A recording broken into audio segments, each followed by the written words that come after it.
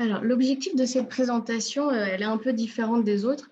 C'est de vous expliquer pourquoi on a proposé cet atelier, quelles ont été en fait nos motivations, quelles sont nos motivations, quelles sont nos attentes aussi par rapport à cet atelier. Et donc, pour poser un petit peu les bases de notre contexte, je vais commencer par présenter l'interaction multisensorielle telle que nous, on l'entend. Parce qu'il peut évidemment y avoir des définitions diverses et variées. Je veux aussi discuter un petit peu du panorama des disciplines qui sont impliquées sur cette question-là et de quels sont leurs objectifs. Ensuite, je vais parler de ce qui nous intéresse fondamentalement, ce qu'on appelle les effets sensoriels. Je reviendrai sur ce que c'est exactement. Et qu'est-ce qu'on en sait sur les bonnes expériences et les mauvaises expériences utilisateurs qui y sont associées, ainsi que ce qu'on sait de ce qu'on appelle la composition d'effets sensoriels. Et ensuite, on ouvrira la discussion. Alors, ce qui nous a conduit à cet atelier, c'est le fait que l'année dernière, un certain nombre d'entre nous ont présenté un papier, IHM 2019, qui s'appelait Mulsbox, nouveau dispositif d'interaction multisensorielle. C'est le boîtier que vous voyez sur la droite. Et on a aussi fait des démonstrations. Et il y a eu de nombreuses personnes qui étaient intéressées, pas par Mulsbox, mais par la discipline, interaction multisensorielle. Et donc, on m'a suggéré à plusieurs reprises de faire un atelier à la prochaine conférence IHM parce que ceux qui me parlaient trouvaient ça intéressant d'apporter en fait cette discussion-là dans la conférence et dans la communauté. Voilà. Donc ça, c'est le pourquoi on a proposé cet atelier. Et notre motivation à nous, c'est augmenter le niveau de connaissance de l'impact des sens sur l'humain pour pouvoir améliorer l'expérience utilisateur. Notre objectif, c'est bien sûr d'avoir l'expérience utilisateur la meilleure possible. Donc, comment on espère faire ça? Déjà, là, c'est cet atelier, identifier les personnes qui travaillent sur les sens en France, voir si on peut définir des perspectives communes et peut-être, pourquoi pas, fédérer un groupe de travail national, peut-être, pourquoi pas, faire un GT dans le cadre de la FIM, à voir, à discuter. On verra pendant cet atelier. Mais ça, en tout cas, c'est nos envies, nos attentes. Alors, du coup, pour savoir exactement de quoi on parle, on a tenté une petite définition. Donc, déjà, c'est interaction, donc ça, c'est facile. Interaction entre un utilisateur et un système numérique. Ça, il n'y a pas de surprise là-dessus. Ensuite, dans le domaine du multimédia, Guinea, qui a introduit la notion de multimédia, nous dit que un multimédia, multiple senses media, implique au moins 3 sens humains. Donc, j'ai repris ça dans la définition parce que ça me semblait censé de garder cette cohérence-là par rapport aux multimédia. Ils sont un petit peu en avance sur tout ça, il me semble un peu en avance sur toutes ces réflexions-là de avoir une interaction avec plusieurs sens. Donc les sens, ils sont stimulés par des effets sensoriels qui sont produits par des périphériques. Donc un effet sensoriel, c'est ce que nous, on perçoit, le vent, la vibration, la lumière, l'odeur, les gouttelettes d'eau, etc. Pour tous ceux qui sont allés au cinéma 4D, vous avez une petite idée des effets sensoriels. Et donc, ce qu'on remarque finalement, c'est que, ce qui est assez naturel, l'interaction multisensorielle, c'est le mode de communication naturel de l'humain. L'être humain s'est développé depuis tout petit dans un environnement multisensoriel. Le cerveau est fait pour traiter des informations multisensorielles. Il récupère en permanence toutes les informations de nos différents capteurs et les traite. Donc, c'est vraiment son mode de communication. Et donc, finalement, on va vers reproduire la communication naturelle de l'humain.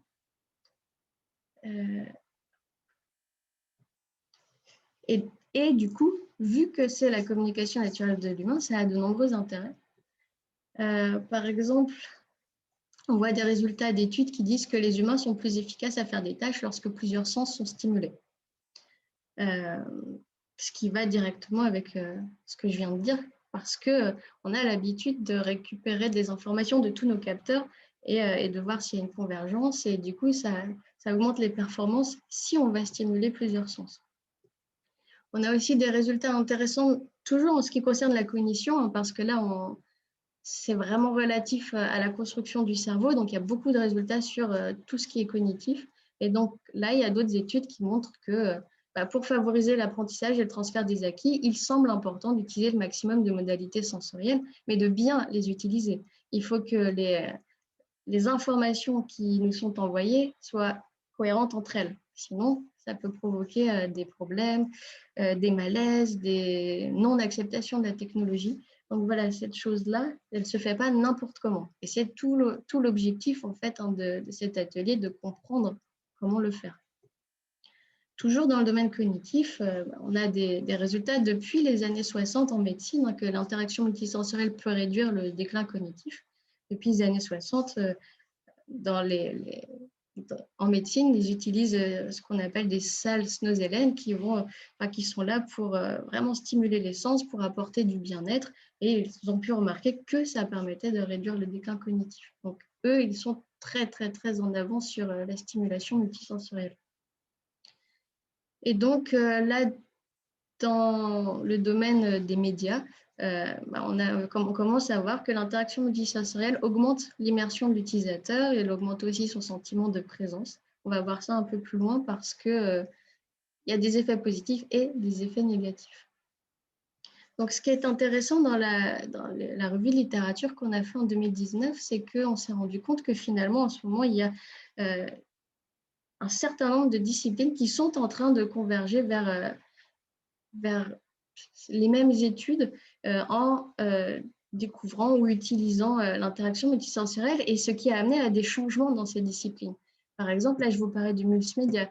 C'est du multimédia, mais auquel on est en train d'ajouter de l'interaction multisensorielle. Enfin, ce n'est pas de l'interaction du coup, c'est du multisensoriel. Le cinéma, c'est l'exemple le plus flagrant pour ceux qui ne sont pas en médecine, parce qu'avec la 4D, 7D, 9D, on voit un petit peu ce que c'est. Pareil, la réalité virtuelle, on a vu des nouveaux noms comme réalité multimédia et qui était vraiment la réalité virtuelle avec la stimulation des sens.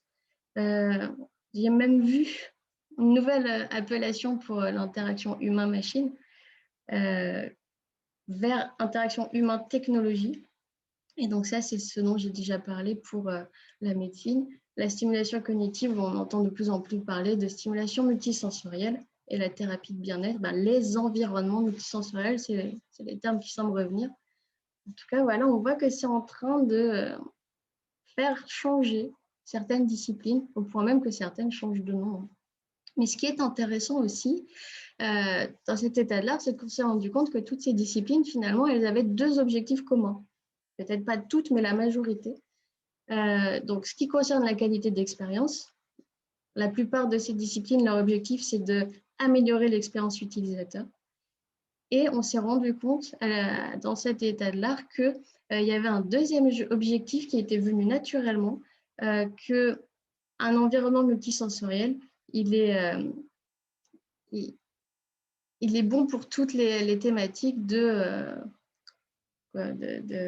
j'ai le mot en anglais.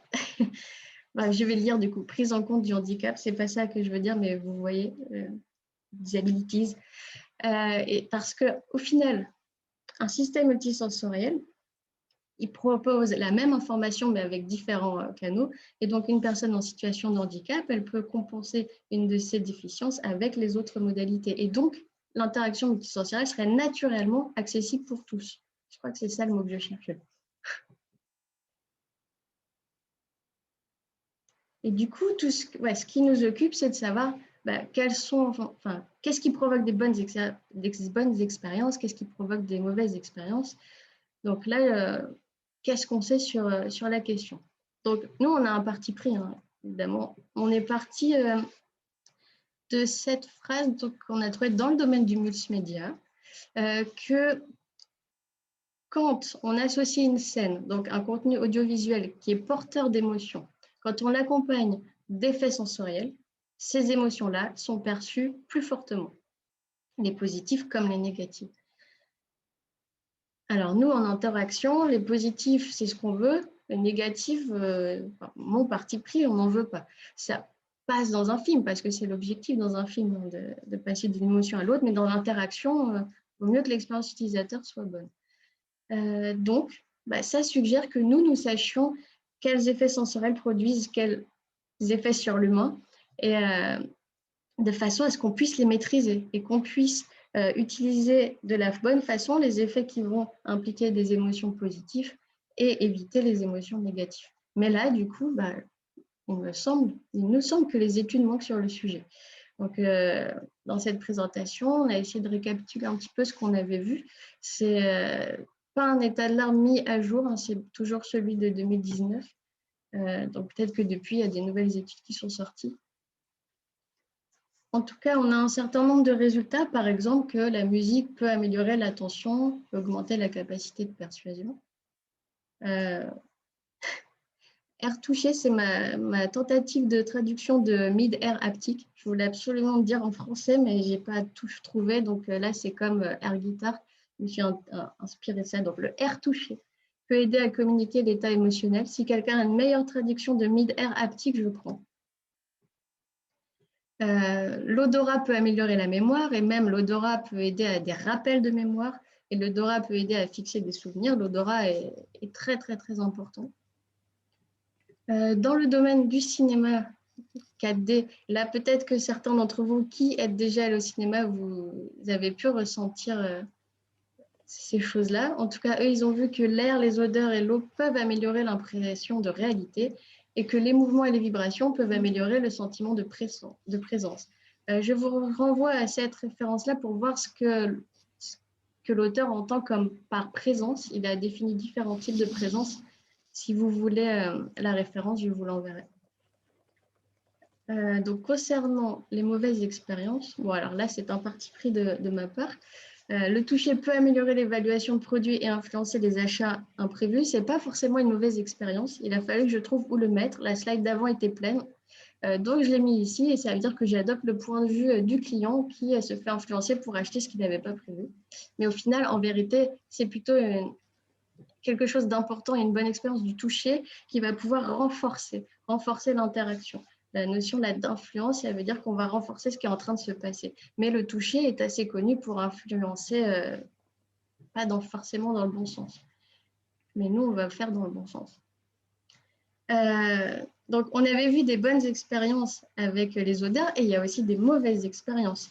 Là, Lina nous dit que ça peut être source d'inconfort ou de refus inconscient. Au niveau de l'inconfort, c'est assez simple. À un moment donné, par exemple, on a un contenu audiovisuel, on a une odeur qui est associée. L'odeur reste plus longtemps dans l'atmosphère que la scène. Et à un moment donné, il y a divergence entre les différents signaux qu'on reçoit de nos capteurs. Et là, ça pose un problème. Quand tous nos capteurs ne nous donnent pas la même information, ça pose un problème. Il y a aussi des problèmes en ce moment pour travailler et pour avoir plus d'informations sur le goût, parce que la stimulation du goût, elle peut être jugée invasive et hygiéniquement douteuse, parce que pour stimuler le goût, il faut mettre des récepteurs sur les papilles gustatives.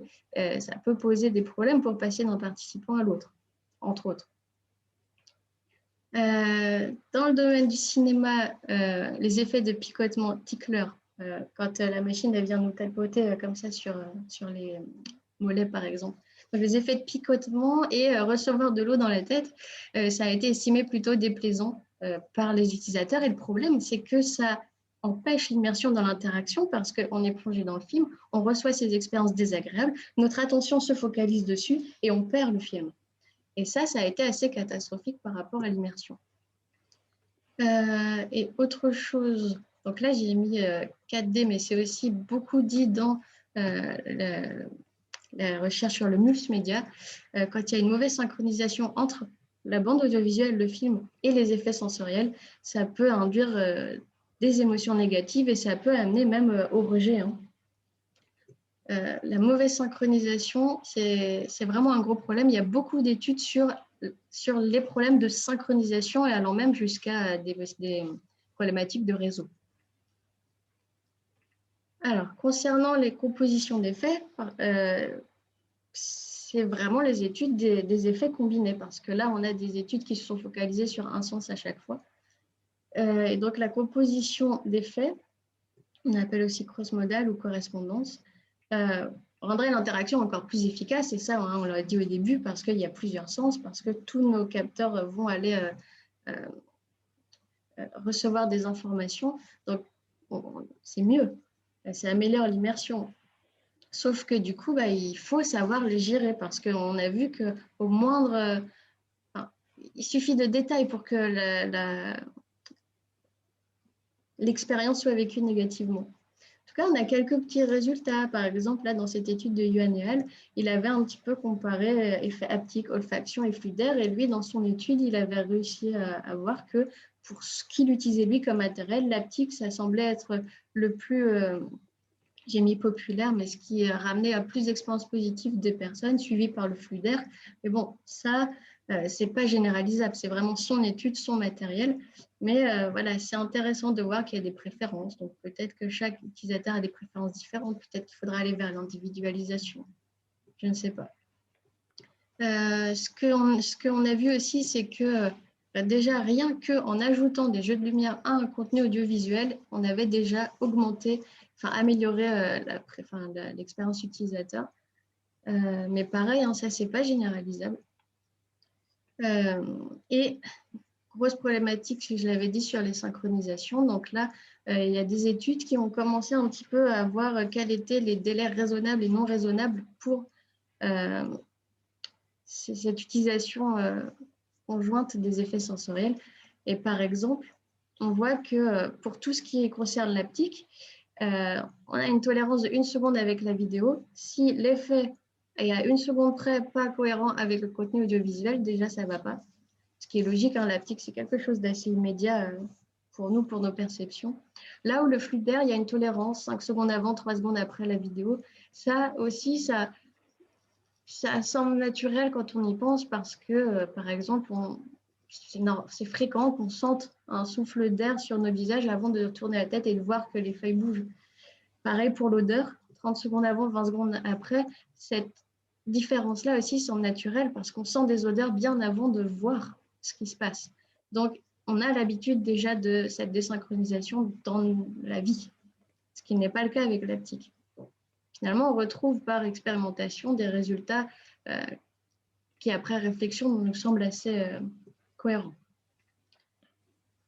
Donc là, on voit qu'il y a quand même un certain nombre de disciplines qui ont travaillé sur le sujet et que pour chacune de ces disciplines, elles ont mis en avant des bonnes et des mauvaises expériences utilisateurs. Il n'y a pas encore quelqu'un qui a trouvé quelque chose de généralisable. Il n'y a pas une discipline pour laquelle il n'y aurait que des bonnes expériences. Les effets sensoriels, c'est vraiment sensible. Et ça peut très rapidement faire pencher du côté de la bonne expérience ou de la mauvaise expérience. En tout cas, les études, il n'y en a pas beaucoup, en tout cas en 2019. Et donc, c'est pour ça que on a fait cet atelier, parce que là, il semble important de recenser les résultats de recherche des chercheurs qui travaillent sur les sens. Il y en a beaucoup, mais du coup, c'est intéressant d'aller voir quels sont les résultats à l'heure actuelle, qu'est-ce que vous avez repéré comme bonne expérience, mauvaise expérience. Voilà, ce serait intéressant de recenser tout ça, de rassembler tout ça. Et donc, c'est l'objectif de notre atelier. Et on est fini pour cette présentation et je suis